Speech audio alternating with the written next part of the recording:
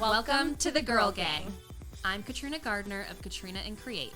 And I'm Dominique Goyette-Connerty of Evergreen Marketing. On this show, we're going to chat with women business owners in Massachusetts and those who support local women in business. Because girls don't just want to have fun. They also want to sell real estate. They want to open a brewery.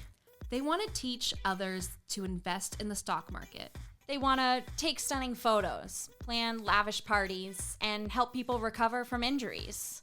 Girls just want a podcast. What can we say? We're girls. Welcome to Girls Just Wanna. Welcome to Girls Just Wanna. Do you think they could hear that? Yeah. Oh. Welcome to Girls Just Wanna. We'll be semi-normal now. Kind of starting on a sadder note today. So we had Tiana Diaz. We literally interviewed her last Friday. She came in. She has her plant shop right upstairs, Taj Tropicals. She came in last week. She was very transparent with us on the episode. Things have been tough with her business. Yeah. You know, she's struggling. There hasn't been a lot of foot traffic. Really hasn't been a lot of visitors to the store, et cetera, et cetera. We thanked her profusely for her honesty because I know it's tough. Right. And she was nervous leading up to it, saying, you know, like, I feel like I don't want to project like, oh, it's all rainbows and butterflies and I'm so successful and la la la. Yeah. When I'm not. And I was like, no, be honest, because other people are struggling too. Right. And so she came on and she did just that, and we thanked her. And quite literally 5 days later, the day the episode came out, she did announce on Instagram that they're closing the retail location, which she did not know at the time of the interview. It really was something that she had decided only a few days later. And it's really sad. And it comes on the heels, obviously, of someone she mentioned in the episode as well, who has been a mentor to her, Renee. Yep. Who just closed the Queen's Cups last month, which had been like a Worcester / Millbury / Central Mass staple for 13 years. Yeah. And so it's just like, and also Tiana Diaz is not the only person, and Renee are not the only people we've had on this podcast who have gone on to close their businesses. So like, it's really sad that in only 15 months of doing this podcast, like once a week, 4, 5 of our past guests have closed their businesses. Yeah. Which is like, I don't know. It's sad. I don't really know how else to describe it. I think it's just like, as we all know, the world right now is not an easy world. Yeah. For anybody, especially small business owners. I was thinking about this just the other day, like, you know, the American dream, and I don't want to get into like the politics of all of it. Don't, because I'll talk for 3 hours. But it's just sad that this is just where we are right now as a country, or even probably around the world. But yeah, I mean, the economic situation right now is not good. Obviously, I applaud Tiana for making the right decision for her and her family. Same goes for Renee. Same goes for the other guests that we've had on in the past year plus who have also made the difficult decision to shut down. Not because they hated their business, but because they love their business and they love what they do, and it just either wasn't working anymore or it just wasn't the right time right now. Right. I think of Veronica, the Cookie Lady's daughter, who she didn't necessarily shut down for, economic reasons. She said, right now it's the better decision for me to be a stay-at-home mom. It's what I've wanted to do. She had a kid. But either way, it's sad because the Cookie Lady's daughter was a very beloved business locally. Yeah. Veronica's a good friend of ours. So it's just, take this as yet another reminder, if you haven't been seeing all these like closure announcements lately, that if you are able to, please try and support small, locally owned businesses whenever you can. Right. Because for them, every dollar really does matter. Whereas the $10, $20, $30 that you're going to spend at Amazon doesn't impact Jeff Bezos and those people at all. They literally don't care about your $10, $20, $30. They don't even care about your $1,000. It is a drop in the bucket for them. It makes literally no difference if you don't buy from Amazon today. It does make a difference if you don't buy from small businesses. Yeah. And you know, my husband, avid coffee drinker, his coffee is not more expensive at the small business versus Starbucks. Yeah. Where does he go? He goes to Cake Shop. Yeah. Cake Shop in Millbury. He basically goes there every single day. Good. They know him by name. They know Jamie by name. Of course they do. They're like, who's this cranky woman that's with you? Because I'm getting... Who's this cranky woman who doesn't drink coffee? Yeah. Why is she coming to our drive-thru? I'm getting dragged in. Yeah. So anyways, and it's part of the reason we started the podcast is, right, we're trying to bring exposure to other small businesses. We have, you know, very small businesses of our own, solopreneur service providership, which in a lot of ways is easier than having a obvious physical brick and mortar location with overhead, with utilities, with products, with inventory. So we kind of have that going for us, is that we don't have to worry about those types of expenses. But we're trying to bring on local business owners, to bring them exposure, to introduce you to things that maybe you didn't know was there in your community, and also maybe you did know but you needed the reminder that they're still open. And and we do appreciate when our guests are transparent about what's going well but what isn't going well, what the struggles were, what the struggles are, like, for sure, you know, wondering what the future is going to look like, because that's literally all of us that have small businesses is wondering, or, you know, are other people having these issues, or how did you deal with this, or, you know, just building that community and talking about it is, I think, super helpful. So thank you again to Tiana for doing that. I believe this episode will come out in time for her to still be open. So I could be wrong about that. I'm forgetting our recording dates here, but she is closing at the end of the month. Taj Tropicals, she's closing Sunday, July 27th. She's located right here at 100 Grove Street in Worcester. She is like, we need to get rid of all of the plants that are left over, all of the furniture and stuff that's left over. So definitely stop by if you have the chance. I want to go, and I'll have to ask her which plants are pet safe. And kid safe. Yeah, I'm not. Jamie doesn't really get into that, does he? No, not really. He might like tear the plant apart to feed to his dinosaur, because he likes to feed. Because it's an herbivore. No, I'm just kidding. I have no idea. No, it's a T-Rex. Oh, never mind. Then that dinosaur does not need that plant. Yeah. Or I have in the past had the hanging plants, and I have areas in my house, but you know, so I just need the professional opinion of like, well, this area only gets this amount of sunlight, blah blah blah blah blah blah blah. So shop small, support local. That's the reminder of the day. Absolutely. And we'll bring in our guest. Hey ladies, are you looking to grow your own local girl gang? The Young Professional Women's Association has been named Worcester Region's Best Young Professionals Network for 7 years now. YPWA offers countless social and professional opportunities to engage and empower local ladies like you and me. Right now, Girls Just Wanna listeners can get discounted access to YPWA's annual membership. Go to ypwaworcester.com and enter code podcast2025 at checkout to receive $20 off their annual membership. Again, that promo code is podcast2025. We hope to see you soon at YPWA events.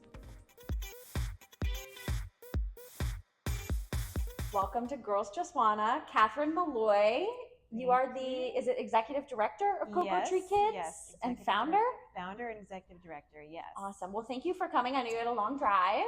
I'm happy to be here. Perfect. And we all wore blue on purpose. Just kidding. Just kidding. We did not plan that. But it is my favorite color, so.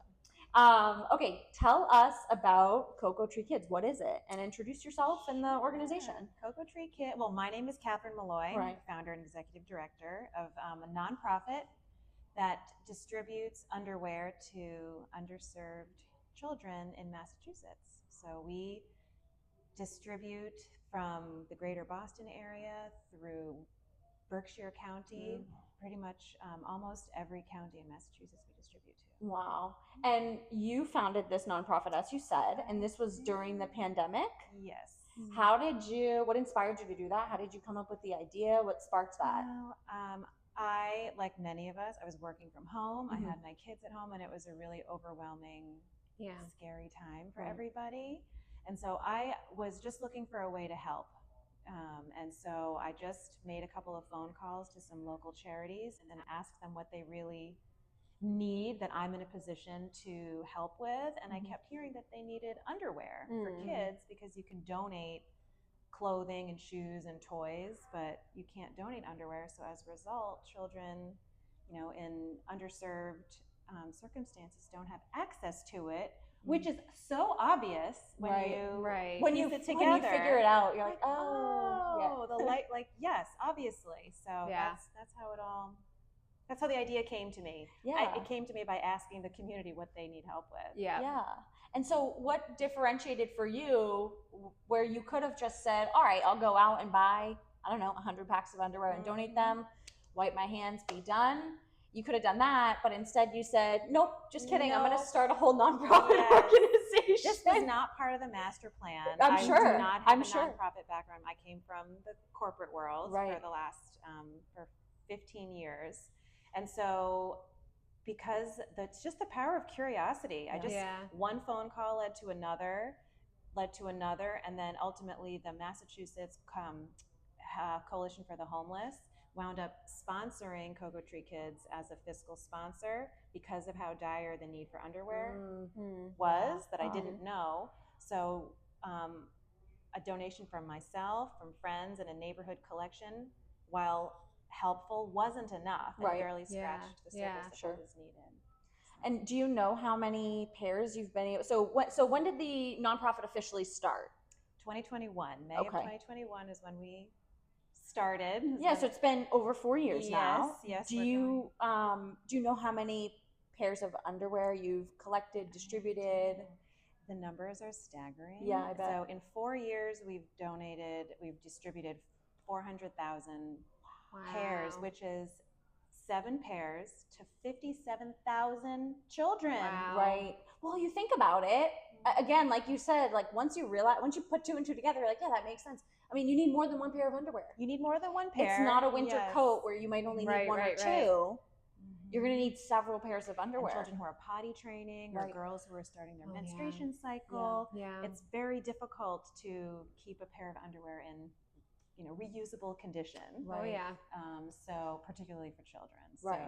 So I have a 4-year-old, and he's well potty trained now, but the last year, it was rough with the underwear.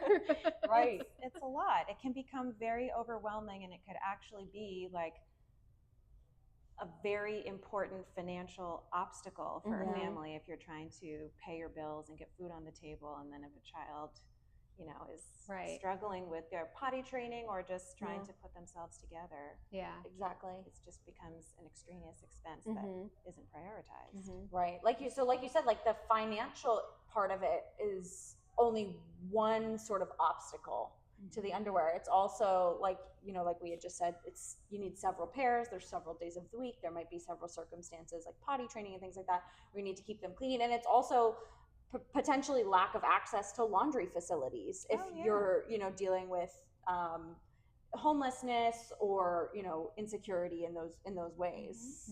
And so really underwear protects the dignity and the comfort for the child. Right. And so the way we've designed the model was children in any circumstance, whether they've been displaced from their home in a foster situation, or in a domestic violence shelter, or in a homeless shelter, or in a clinic. We've designed the model so that children experiencing a variety of challenges can get the underwear from us every month. And in those situations too, it's again, you don't really think of it until you think of it, and then it makes sense. It's sometimes you're leaving with just the clothes on your back. So you have that one pair of underwear, you have that one pair of shorts, whatever. That's it. And so it's organizations like yours that come in and give them more to their name.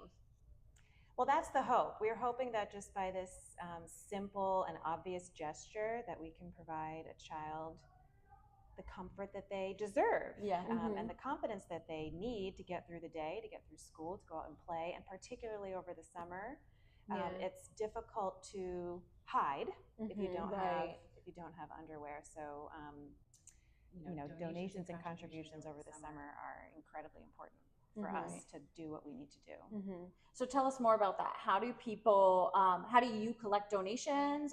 I am imagining that you're working with, you must be partnering with several, shelters and child welfare organizations to help distribute them and perhaps to help collect. But kind of take us through that process of how you guys collect the underwear, how you get it into the hands of the children. So very simplistically, we collect monetary donations from our supporters, and that can, from our website, I can provide the information. But with the monetary donations, we purchase in bulk at a fraction of the retail price underwear from manufacturers and wholesalers. So we purchase exactly what is needed in a large size, in a large quantities, in all children's sizes, and then we distribute through 30 partners across the state right now. So, and they range from schools and shelters and social service organizations, like I mentioned before, to make sure that children in any circumstance and wherever they are can get the underwear from us. So, but we also collect underwear through community drives. So sometimes like social groups or schools or the Girl Scouts, sports teams, they'll collect underwear, even kids' birthday parties. We've had some really sweet kids that in lieu of gifts bring a pair of underwear, and then we pick it up and we distribute what was collected, usually by the child and their friends, and we can then tell them, this is where the underwear went. We can tell you, a kid your age got the underwear that you so generously collected for us. Yeah, that's really sweet. Oh. I did see on your website that National Underwear Day is coming up in August 5th. Yes. What does that mean? That must be like your day to shine. That is our day to shine. It's like our big holiday, a big campaign. National Underwear Day is August 5th. And we do a fundraising campaign. We are trying to raise $10,000 to support the campaign and trying to encourage people to consider becoming a monthly donor at any giving level, just because the need for underwear is every day, every month, every year. You need to keep reordering and buying. But it's just sort of a moment to remember over the summer when everybody's super hot, super sweaty. I'm like, oh my goodness, what's the one thing that I have that I am very, very happy that I have? So we try to celebrate our work and our impact, but also have that reminder of the things we might take for granted and the things that we should be helping with. Got it. Yeah. Well, good luck on the fundraising campaign. Hopefully, people watching or listening will be able to contribute to that special holiday, and perhaps, like you said, become a monthly donor, a regular donor, or host a drive in that way. I do want to talk more about kind of like the background and the establishment of the organization. So you said that you didn't have necessarily like nonprofit management experience. No. You were in the corporate world. You go ahead and you start this nonprofit. What has that journey been like? How have you just like learned to lead and find? And speaking to female entrepreneurs myself, I think we can all appreciate that when you want to do something, you just kind of have to learn. It's trial by fire. You make mistakes, you have successes. But when you really feel passionate about something, you find a way to learn and make it work. Yeah, especially when there's like a need. Especially when there's a need. But I think I surrounded myself with people who I felt I could learn from. There are resources available too. So, there's no one simple answer to how it all came together. It's just one day at a time and taking it, one need at a time, because there's so much need out there and you feel like you want to help everybody all at once, but you also need to be able to build a sustainability around the organization so that it can continue to thrive. So I don't know if I answered your question. No, that's okay. And I'm sure it gets overwhelming too, because like you said, there's so much need. There's so much need, and there's only so much you can do to help at a certain time. And as you grow, you have certain milestones of like, 4 years ago, it was just a collection out of my basement. And so, I had partners coming to my house, or I was driving around all over the place, delivering the underwear personally out of the trunk of my car. Oftentimes took my kids with me on these little adventures. And then you just slowly, where we are now, we have the 30 partners and we have our storage units and warehouses in Natick. Yeah. And are you doing this all alone still, or have you built a team of helpers and, oh my and God. assistants? The team is, what makes the wheels move. Yeah. So we have a team of women. We are a women-led and women-run organization. We love it. Yeah, I heard it here. Women get things done. Women prioritize their time. Women are efficient. And if you want anything done, chances are you can ask a mom, and a mom's going to get it done. I was also thinking, I'm like, a mom would be the one that knows that this is an issue and needs to get it done. Yeah. But yeah, I've been very lucky to have women on my team who are wildly brilliant, from marketing and operations.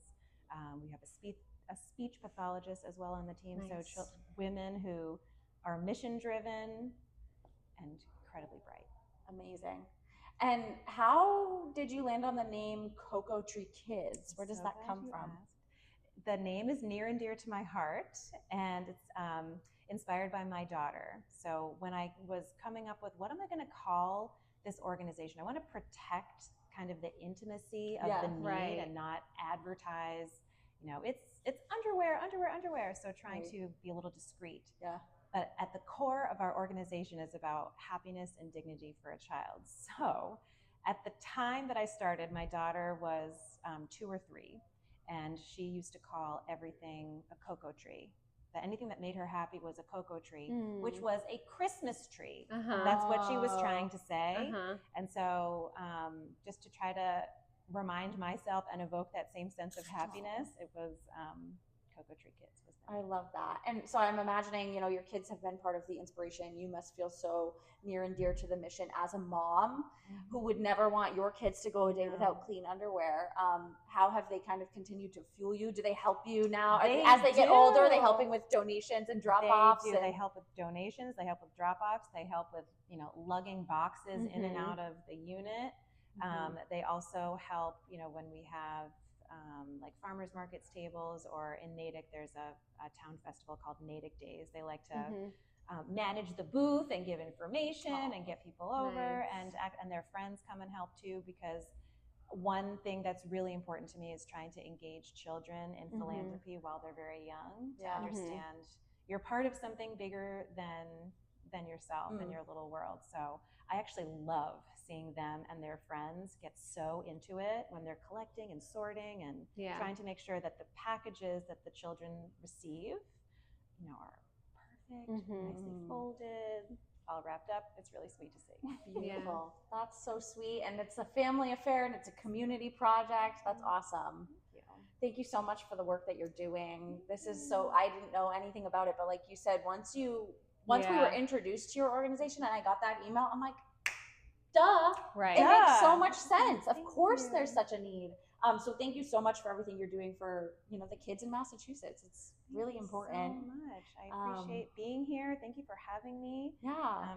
We can be found on our website at cocotreekids.org, and our social media handles are the same name. Perfect. Check us out. Yeah. Reach out. And again, just a quick reminder how the different ways people can get involved. Yes.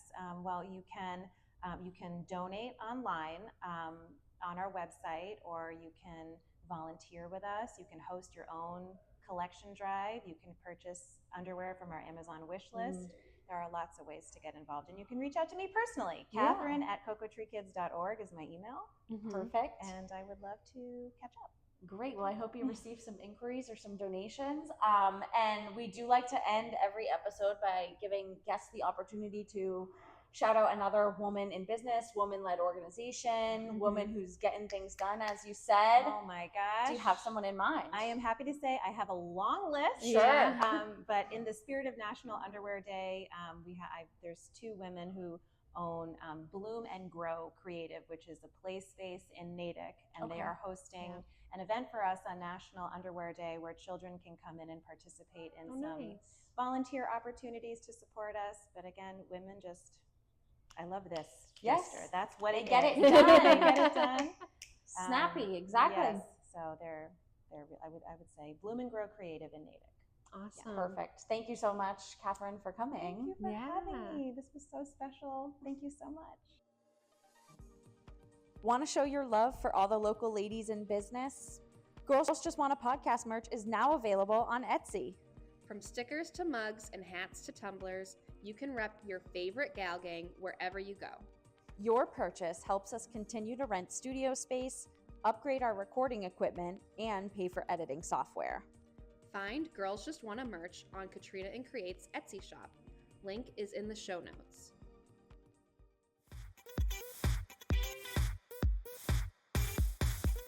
Welcome to Heart It or Hate It.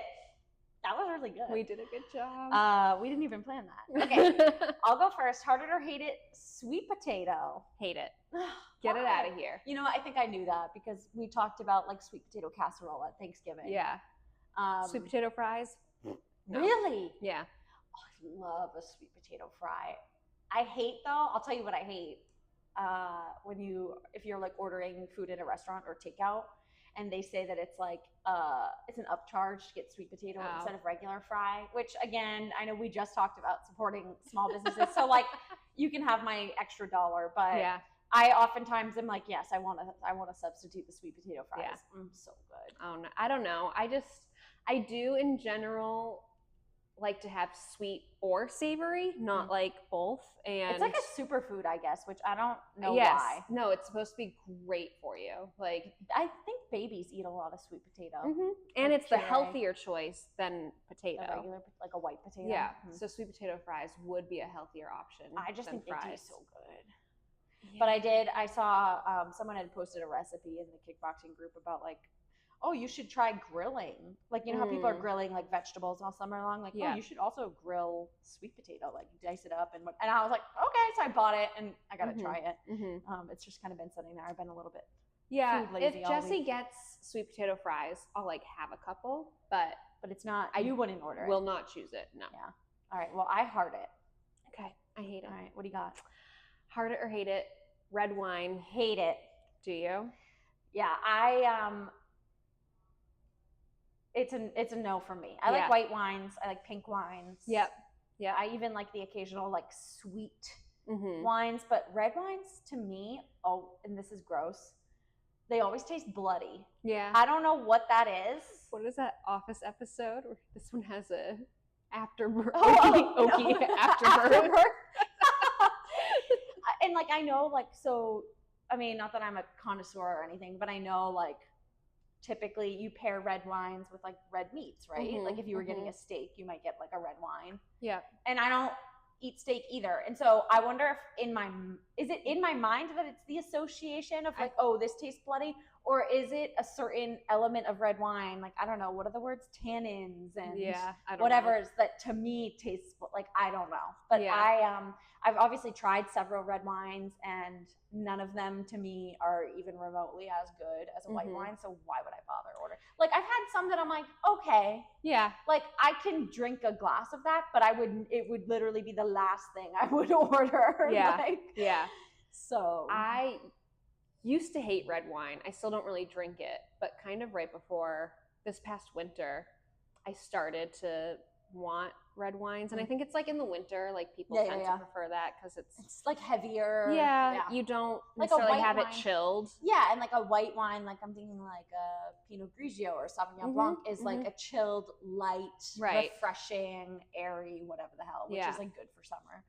So I started to drink red wine a little bit. My father-in-law loves red wine, so like he would give me ones to try. And now that I'm pregnant and I can't drink anything, I've started to kind of like look forward to my red wine. Yeah, you're fantasizing. Yeah. Well, it'll be good because you'll have the baby in November. Yeah.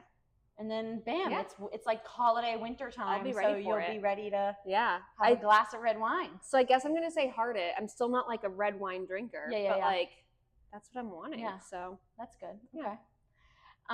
Heart it or hate it, waxing? heart it. Really? Yeah. Okay. Big fan.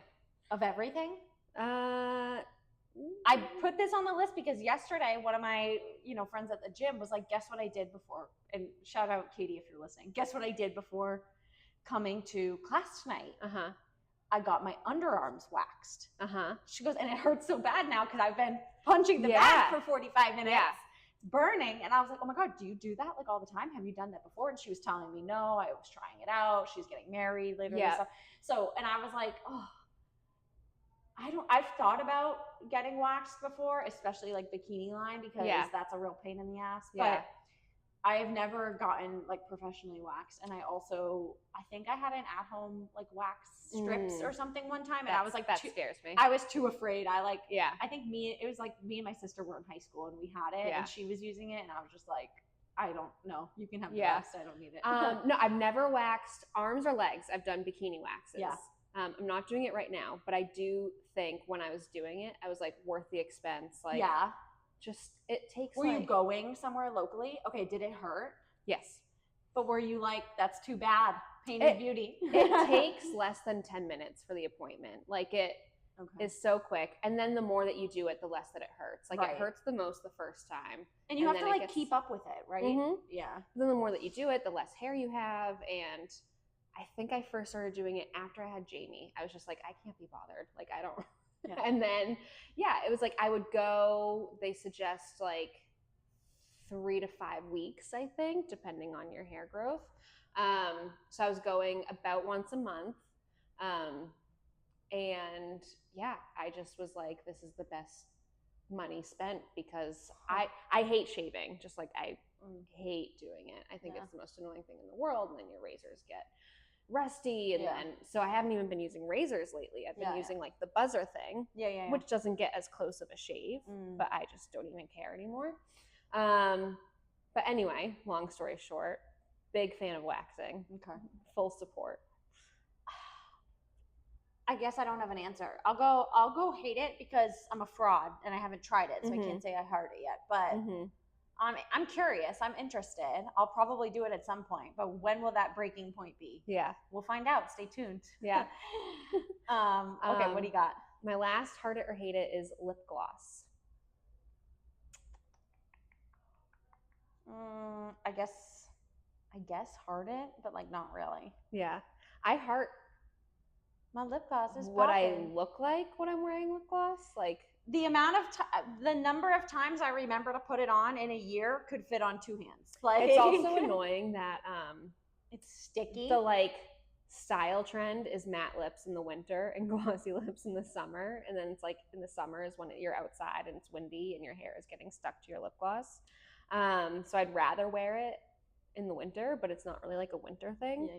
But I do like having glossy lips, but especially now that my hair is this long, I have not been wearing lip gloss. I think in general, I've always been bad about any sort of lip makeup.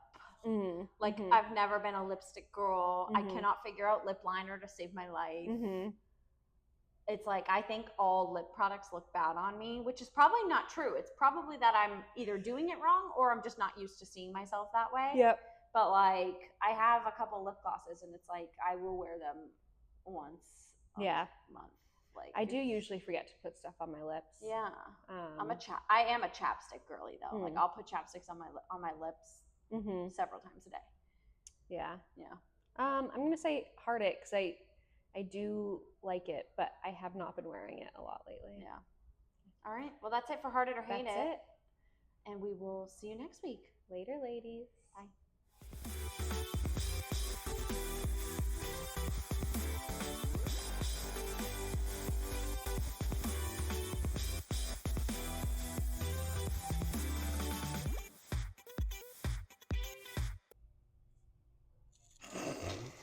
Do that face again.